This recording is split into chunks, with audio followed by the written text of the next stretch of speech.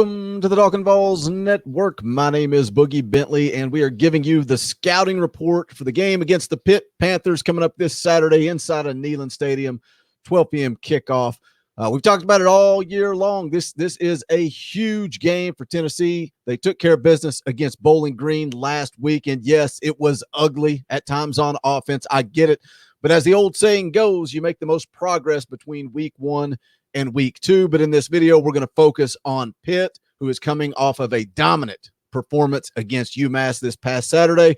But before we get rolling, as always, do me a favor, 3 quick things. Smash that thumbs up just below the video. Make sure you're subscribed to the channel. Go ahead and click that bell for notifications. You won't miss out when we go live or when we drop new content. We will be live tomorrow night, every single Tuesday night, right here on the Talkin VAWLS Network for Talkin VAWLS Live at 8 p.m. Eastern Time. You guys want to get an advantage over your sports book, you need to head over to the App Store or the Google Play Store. Download BetQL, the only app you need to make smart bets. Their computer model scans over 350,000 unique bets per year to give you the best bet recommendation for every game across all major sports. Also gives you the reasoning behind why you should place that bet. Their model covers everything from spreads to over-unders and player prop bets. But I know how some of you guys are. You don't always listen. You want to play armchair quarterback, and that's fine. If you want to do the work yourself, BetQL has all the necessary tools for your research needs. Sharp data so you can see who the pros are backing, line movements, you can jump on betting opportunities in real time. They've also got great team summaries highlighting previous success against the spread and the over-under. So go to try.betql.co/Vols to get started now. Going to drop all the links in the description below, but if you use that promo code VOLS at checkout, you're going to save 25% on all subscription offerings. They also have a deal where you can get an entire year of BetQL for free. So jump in the description below. Check that out, BetQL. All right, so let's get into it. When you look at Pitt, they are solid on both sides of the ball. But for me, it all starts with their quarterback, Kenny Pickett. He's got a big-time arm. He can make all the throws, but he also has good feet. He can escape pressure, and they'll probably also use him a little bit for a few designed run plays. But last season, Pitt was just 6-3. They were 6-3 and averaged 33 points per game with Pickett in the ball game. He went down with an injury. Without him, they were 0-2 and averaged just 11 points per game. So that shows you just how valuable Pickett is to their offense. He also returns 6 out of his 7 leading wide receivers from a year ago, led by Jordan Addison, who this week did have 5 catches for 40 yards and a touchdown. They've also returned 3 offensive linemen. They are going to replace their left guard with Marcus Manor. He is a transfer from Maryland. Also looking to replace their starting center for the first time since 2017 with Owen Drexel. But where this team is really good, when you flip over to the defensive side of the ball, yeah, they are trying to replace 2 NFL defensive ends who combined for 79 tackles and 17.5 sacks. And that's a lot. That is a lot to replace, but they are still really good up front. They had 5 sacks this past week against UMass. And yeah, it's kind of similar to Tennessee playing Bowling Green. When you watch the film, when you watch the tape, you don't really know what they've got. You know they're good, but you don't know how good they can be. But they did have those 5 sacks against UMass. Back that up with the 3 returning linebackers in Cam Bright, Dennis, and Phil Campbell. They play a lot of man. Look, they're going to challenge Tennessee. They're going to challenge Tennessee, but they're going to play a lot of man, lean on their corners, especially Damari Mathis, who is a really good corner when he's healthy. He did miss all of last season with an injury, but he's back. They also have 2 brand new safeties on the back end. And for me, looking at this game, I don't know that it really matters what Pitt looks like or what Pitt can do. After watching that first game, I think it's going to come down to Tennessee's ability to execute, Tennessee's ability to go out and do what they're supposed to do, especially on offense. We've talked about it to death. Joe Milton has to be better. But you've got 2 very similar teams as far as talent level. I think they're very evenly matched, both coming off a cupcake victory. So you can sit back and you can watch the Pitt UMass game over and over and over. You can watch Tennessee and Bowling Green over and over and over. We knew we weren't going to really learn a whole lot from those games. Pitt did make a few mistakes against UMass, but that's something we saw all across college football over the weekend. We saw a lot of teams week one making mistakes, and that's why it goes back to you make the most improvement from week one to week two. I like that Josh Heupel continues to challenge that. He says, yes, he feels they can make a lot of progress from week one to week two, but he says he feels like as a football program, you should continue to make progress all season long. And that's something that has been lacking down there in Knoxville for quite a while. So we'll see if Josh Heupel can back that up. But again, you know, in that UMass game, Pitt did make some mistakes. They had an interception overturned by targeting. They fumbled a punt, just so happened to recover it.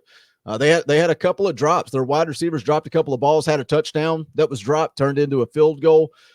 But the bottom line, they went out there and it was never in doubt. That's what we wanted to see with Tennessee and Bowling Green. Instead, at halftime, it's 14-6. We're all scratching our heads. They did pull away. Run game looked strong. Pitt never left any question, never in doubt. They actually pulled their starting quarterback when they were up 37-0 with 5 minutes to play in the third quarter. Ended up finishing that thing off 51-7. That's the type of dominant performance that we wanted to see against Bowling Green, and we didn't get it. So is that why some of us are going into this Pitt game with a little bit of doubt? Is that why when you look at the predictions, when you look at the spreads, Pitt's actually favored by 3, which was surprising to me because I do feel like these are two very evenly matched teams, and I felt like coming into it, it would almost be a pick 'em, but I thought Tennessee would be the favorite because of home field advantage, but that's not the case. Like I was saying earlier, Kenny Pickett was pulled with 5 minutes to go in the third quarter, so he did not play in the fourth quarter. He still was 27 of 37 for 272 yards and 2 touchdowns. The kid looked good. He looked really good. And Tennessee is going to have to find a way to get some pressure on him, but also they're going to have to keep him in the pocket, not let him get loose, pick up those cheap yards. And I was impressed with Tennessee's defense last week. You know, they struggled in the second quarter a little bit, but during that time, they still dug in and they forced field goals. Coming out of that second quarter, they made adjustments at halftime and they flat out shut down Bowling Green in the second half. And anytime you hold a football team to 32 rushing yards, it's a good day. I don't care who it is, even if it's Bowling Green. 32 yards on the ground last week.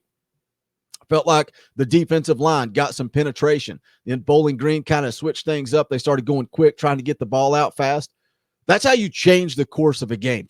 You make the team you're playing change and adapt to what you're doing. Then you adjust. And that's exactly what Tennessee did. We talked so many times when Josh Heupel and Tim Banks, this new coaching staff, came in. Are they going to be able to make adjustments in game? That's exactly what we saw. They forced Bowling Green to change what they were doing. Once they did, Tennessee adapted, shut them down the rest of the game. But for me, this entire game, and most of you probably agree, this entire game comes down to Joe Milton. If we see that same guy that we saw after the first quarter last week, Tennessee has absolutely no chance. Joe Milton has to be better. The wide receivers also have to be better. The entire passing game has to be better. Joe Milton can't afford to miss somebody open over the middle. Jalen Hyatt can't afford to drop balls. The whole passing game has to be better. How is that offensive line going to show up against a qualified defensive line? Thought they looked good last week. I thought Joe Milton had a pocket. We said it all spring. We said it all summer, all throughout fall camp. This is the game that's circled on the calendar, the Johnny Majors Classic. We are going to find out just how good this Tennessee team can be this year. If they want to get to 6 wins, it all starts Saturday afternoon inside of Neyland Stadium. Like I said earlier, Pitt actually favored by 3. New sponsor BetQL has Tennessee as +2. So they see they see this game as a Tennessee loss. They're telling you to take the points. For me, I cannot. I refuse. I will not pick against Tennessee in this game. I think it's dead even. I think it's too close to call. I think it's a pick 'em. I think Joe Milton goes out there and he does enough to get the job done. But I think we're still going to be arguing about the quarterback position all the way up to the Florida game. And maybe Josh Heupel makes a change. I don't know if he will or not. But I think as of now, as of his comments after the Bowling Green game, Joe Milton is his guy. I'm going Tennessee 24, Pitt 23 in an absolute nail biter. You guys know the deal. Leave me the comments down in the prediction below. What do you think? Give me that score prediction. We will be live tomorrow night, 8 p.m. Eastern time. Hope you'll tune in for that. We will be announcing who won the free t-shirts from last week's show. We're giving away 3 free t-shirts, so we'll go through that, get the winners together. We will announce that on air tomorrow night. So I hope you'll tune in and join us. But that's going to wrap it up for this one. If you have not done so yet, please smash that thumbs up on the way out the door. Also, we do have new merchandise. We got new flat bill hats. We've got beanies. We also have stainless steel water bottles with that Talkin VAWLS logo. So just go to bonfire.com/store/Talkin VAWLS. Check out all the new merch. As always, the links are in the description below. But that's it for this one. This is the Talkin VAWLS Network. My name is Boogie Bentley. Go Big Orange. The songs howl like we poets sat in our chains, soaking